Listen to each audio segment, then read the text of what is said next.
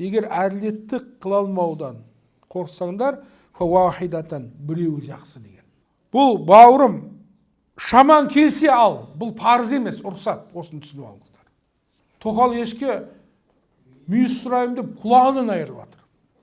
Не бір жақсы келіндер, бәйбешенің аты бәйбеше. Бәйбешеден айырып қалатын болсаң, тоқалдың керегі жоқ. Бәйбеше сенің қыр сырыңды да, сенің отбасыңды да бәрін біледі ол. Оны мойындайды сенің туысың да, ағаң да, інің да, әкең да, шешең да ананы мойындайды. Әлбетте жақсы бәйбеше болса. Сенің бүкіл пұлытың оның қолында. Өйткені жас кезіңде үйленіп алғансың, сырыңды да айтқансың, жырыңды да айтқансың, енді ақылды болып отырсың ғой. Бірақ оның бәрін біледі. Ажырасып кететін болсаң, алма, керегі жоқ. Түсінген болса, ұры мысық сияқты жүрудің керегі жоқ. Бүгін Ақтауға командировка кеттім, ертең Атырауға кеттім деген нәрсе болмайды. Оны айтып, әлбетте рұқсат бермейді. Топалан болып кетсе, топаланды басалатындай болсаңдар. Жете ме сенің шаман? Топалан болып кеткенде басаласың ба? О, қайын жұрт келіп, қосылып, бәрі не болып кетіп, муфтият арылдасып, быт-шыт болып кеттіңдер. Түсіне ме, келіндерге жақсылап айту керек, айналайын. Мен пайғамбар саллаллаху алейхи хадисін қайта-қайта пайғамбар алейхисаламнан Айша анамыз сұрады, ер жігіттің мойнында ақ сүлкен кім дегенде, анасы деді, әйелдің дегенде не деді? Күйеуі деді. Қайсы бір әйелге күйеуі разымын десе, ол әйел не деді? Жұмаққа кіреді деді. Осы нәрсені түсіндіріп барып алса, шариғатта не болады?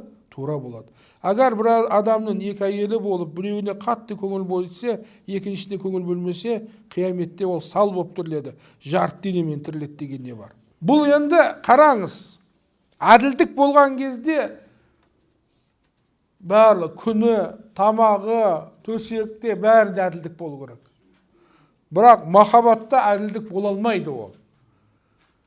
Құран-ы Кәрімде Аллаху Субхану ва Тааланың өзі айтты: "Уалан тастатиу ан та'дилу байна нисаи валау харастум" деді.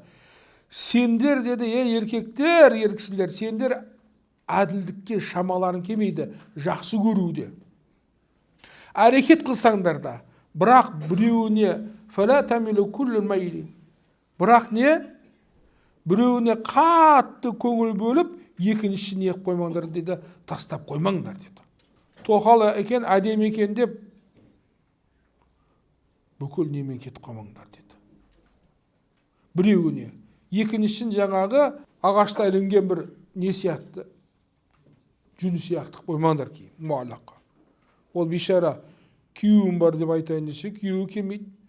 Басқа тұрмысқа шығайын десе, бақсы бос емес. Ондай жағдайда қалдырмаңдар. Пайғамбар алейхиссаламның өзі айтты: "Аллахумма инна хаза қасами" деді. Раббым деді, бұл менің шамам келгенше бөлген нәрсем. Пайғамбар алейхиссалам өзінің жұбайлары, аналарымызға шамамысы келгенше әділеттік қылады. Пайғамбар алейхиссалам әділет қылмаса, кім әділеттік қылады? Бұл шамам келген үшін мен бұл әділетті қылуымын деді. "Фала туахидни фима ла тамлику ва ла амлику." Сенің шаман келіп, менің шамам келмеген нәрсе үшін мені жазалама. Айша анамызды жақсы көретін. Ол махаббат жүрекке әмір жүрмейді ғой. Жүректің ісін кім біледі? Бір ғана Алла біледі ғой. Айта алмайсың ғой, мынаны 50% жақсы көрем, мынаны 50%. Жүрекке айтпайсың ғой, жүрек қол енді ақылын айтқан істейді. Қайта-қайта қайталасаң, ол жүрек ол істемейді. Пайғамбар алейхиссалам өзі айтып отыр. Мен өзімнің қолымнан келгенім үшін мен оны осы әділдігім, мені қолымнан келмеген нәрсем үшін мені не демеді? Раббым айтып отыр. Раббым мені жазалама деп жатыр, жазалама деп. Жақсы көруің оған ерекше көңіл бөлуге алып бармау керек. Бұл бір ғана әйелдер емес, балдарыңыз арасында да. Ұлдарыңның бәрін бірдей көруің керек. Қыздарыңды да. Әлбетте барлығы бір төбе, біреуі бір төбе болады. Бірақ сол екен деп оған не қылмау керек. Яқуб алейхиссаламды да Аллах Тағала жазалады. Юсупты қатты жақсы көретін. Содан ағайын арасында не болады? Дұшпандық пайда болады. Бұндай жерді Аллах Тағала өзі алды. Құран-ы Кәрімде рухани мираста Аллах Таала айтады, сендердің әкелерің пайдам жақын ба, бұлдарың жақын екенін сендер білмейсің. Әкең мен балаңды таңла десе, сен хайран қаласың ғой, қайсына қаншасын берердің. Бұндай рухани нәрсенің бәрін бөлетін, рухты да, жанды да, тәнді да жаратқан Аллаху Субхану ва Таала не қылды? Ол оған еге бір ғана Алланың өзі. Бірдей не болу керек екен, не әділдік болу керек. Түсіндіріп алыңыздар, мақұл ба? Біреуі дұрыс дейді, екеуі не дейді? Ұрыс дейді. Үшеуі тыныш, төртеуі ырыс дейді.